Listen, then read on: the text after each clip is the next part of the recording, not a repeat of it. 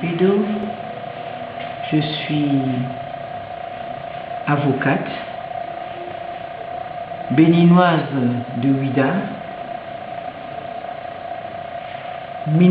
ancien ministre de la République. De façon ramassée, voilà un peu qui est Maître Marie-Élise Fédo. Et actuellement, après avoir fini mes fonctions dans le public, je suis revenue à mon cabinet, dans le privé où j'excelle, et je suis au tribunal et devant les cours d'appel de mon pays tous les jours.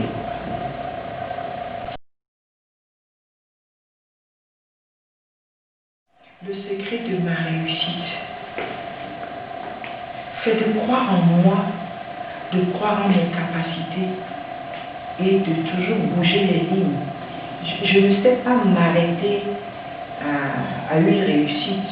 J'ai des réussites, j'ai des solutions à tout ce que je fais. Donc la motivation, c'est d'abord les autres. Comment me défendre la position des autres? Comment donner confiance à mes clients? Comment amener mes clients à croire en moi?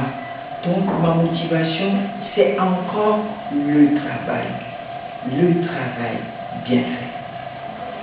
Sur toute la ligne, je ne vous parlerai que de travail parce que je sais que c'est ça qui amène la réussite. C'est ça qui nous amène au succès. On ne se lève pas du jour au lendemain pour réussir. Ça se prépare. On tombe, on se relève, on réessaye jusqu'à ce qu'on arrive à un niveau où ce sont les autres qui voient que vous avez réussi.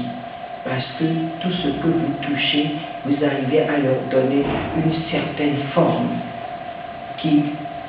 qu'on appelle réussite. Le travail bien fait, une bonne conscience professionnelle et une détermination à nul autre pareil, à savoir, quelles que soient les embûches que vous avez devant vous, vous savez où vous allez et vous devez réussir. J'estime que mes parents ont investi sur moi pour faire de moi une citoyenne et je dois le leur rendre en restant sérieux dans mon travail que j'ai choisi, en respectant mes clients, en respectant tout ce que je dois faire pour que mes clients réussissent ou bien aient satisfaction surtout en ce qui concerne les problèmes qu'ils me confient. Et bien voilà, donc c'est le travail bien fait, la rigueur et la bonne conscience professionnelle.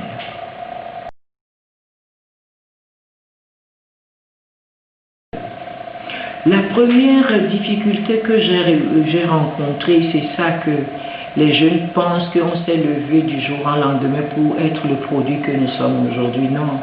Vous savez, quand j'ai réussi au certificat d'aptitude à la profession d'avocat et que je cherchais un stage, pour une femme noire, c'était très difficile. Pour nous les noirs, par rapport à nos collègues français, c'était très difficile.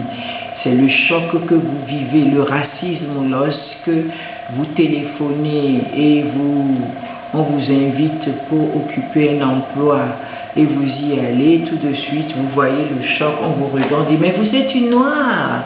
Ou bien vous sentez tout de suite qu'on n'a pas besoin de vous parce que vous êtes une noire et dans ces conditions, on vous dit la place est déjà prise.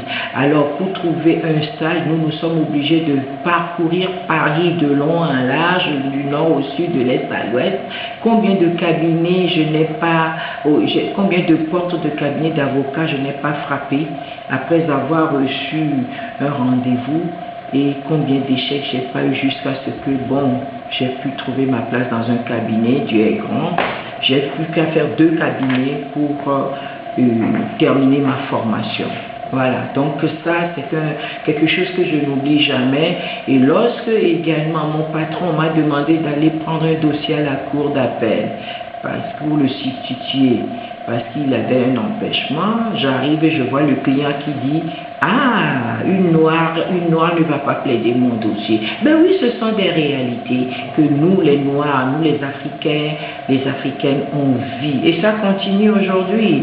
Donc, mais je dis chapeau à mon patron qui est décédé aujourd'hui, paix à son âme. Mon patron m'a défendu, c'est-à-dire que lorsque le client a dit, la noire ne va pas, une femme noire ne va pas plaider mon dossier, mon patron lui a répondu, c'est la noire que j'ai. Il m'a demandé de tenir bon devant la cour et quand on a appelé le dossier, j'ai avancé, je l'ai substitué et le client, on a pris le dossier, le client était obligé de se soumettre au travail que j'avais à faire puisque c'était un dossier qui était très important. Mais quand j'ai fini de plaider le dossier, il s'est rendu compte qu'il était un petit con, quoi. Mais heureusement, il est venu me présenter des excuses, il est venu présenter des excuses à mon patron et puis la vie a continué. Ce sont des choses comme ça que nous vivons, mais qui font partie des expériences qui nous obligent à nous dire tu as l'obligation de réussir et de rentrer dans ton pays. Moi, ce que j'avais comme leitmotiv, c'était de finir mon apprentissage, ma formation et de rentrer aussi sec dans mon pays pour faire profiter des Béninois de mon expérience et de mon travail d'avocat. Et c'est ce que j'ai fait.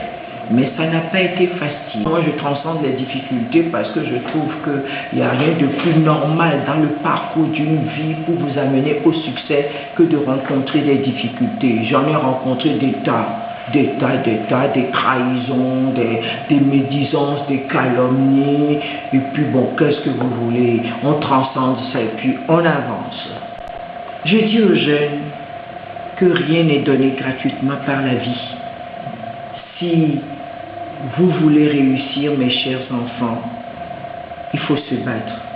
Les difficultés, vous en aurez de toutes sortes, mais il ne faut pas baisser les bras. L'échec ne doit pas faire partie de votre vocabulaire. Même si vous pensez que vous avez échoué, vous devez recommencer. Et ce n'est que comme ça que on gagne sur la vie, on gagne sur le destin, on gagne pour montrer qu'on a été capable de. Il faut être capable de tout transcender pour gagner. Et le secret, c'est d'abord le travail. Le travail, rien que le travail. Sans travail, il n'y a pas de succès. Sans travail, il n'y a pas de réussite. Que font nos gouvernants pour créer des conditions favorables aux jeunes Africains pour qu'ils puissent rester chez eux et développer leur pays, aimer leur pays? Lorsque les dirigeants donnent des exemples de pilleurs de l'économie, de détourneurs, de corrompus, et qui donnent l'impression que c'est en faisant de la politique qu'on devient riche, qu'est-ce qui reste à ces enfants qui estiment qu'ils ne sont pas peut-être bien nés et pensent que leur bonheur est ailleurs?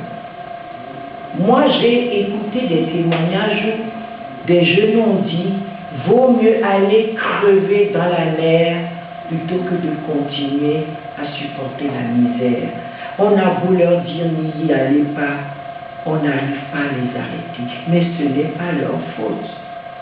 C'est la faute des dirigeants qui ont leur destin en main, mais qui ne créent pas les conditions de vie meilleure à nos enfants. Et nos enfants ont l'impression que l'Eldorado se trouve ailleurs.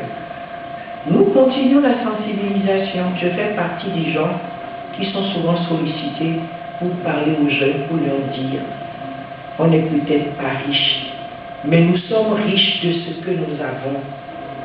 L'Eldorado, ce n'est pas ailleurs. C'est ici chez nous. C'est chez nous qu'il y a tout. On peut vivre avec le minimum. Donc, mes chers enfants, si je peux me le permettre, écoutez les conseils qu'on vous donne.